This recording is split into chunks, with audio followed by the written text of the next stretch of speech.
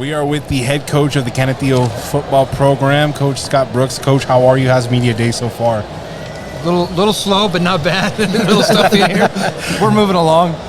Coach, go ahead. Coach, a couple of questions for you. You know, as coming up into the upcoming season, what is your experience? Obviously, we know some of the main players, but what is some of the experience that you're bringing back from last year when you had that successful run into the playoffs? Well, we've got a bunch of our kids coming back. We started a freshman at corner that ended up being pretty dang good for us. Lalo Carrillo, Chewy's brother. Yeah. We've got a D lineman coming back. Alex Jordan, who's only going to be a junior, played 13 games before started. We've got 3 young kids that are probably going to start in the secondary for us that are probably as athletic as kids we've had in several years. Our O-line, we've got 3 of the guys coming back. Jesus Vasquez is our center. I call him Cheese. It's been his nickname for his entire life. So Cheese brings a lot of experience to us. We've got our left guard, George, has been with us. He missed the COVID year, kind of started off slow, did really well. He's back, and then we've got to fight for right tackle and left guard right now. Looking at your experience again from last year, and you're running the playoffs, which got really close to that famous run that you had before. But you're looking at opponents like Canyon Randall. I can't remember the last time an El Paso team actually beat a team like Canyon Randall. Well, we beat them in 14. Right, I know we beat them right. in 13 the first year when that group was juniors. The big thing about that Canyon Randall game, I wasn't there. So That's right. it was heck on me because right. I was listening on the radio. There's no video, and I was sicker than a dog. I wasn't, Wow. I wasn't going to show up or anything. But my assistants did a great job. My defensive coordinator, offensive coordinator, been with me for 20 some years, Yep. and it's just their experience. I just turned it over to them, let them go. We got to play Wichita Falls that next round. Yep, And right Wichita Falls ranked number 7 in the state right now.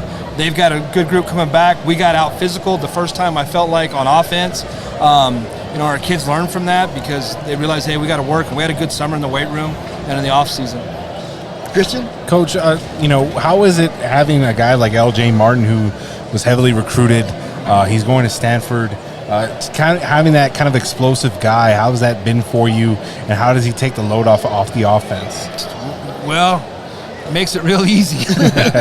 He's the great thing about LJ is he's a very humble young man, and the kids, the kids feed off of him. He's able to do things that we haven't had kids do in a long time. You can put him one-on-one with somebody against Canyon. We had to win an empty set and isolated him, and they triple covered him, and he comes down with a touchdown. He just, he makes it easy.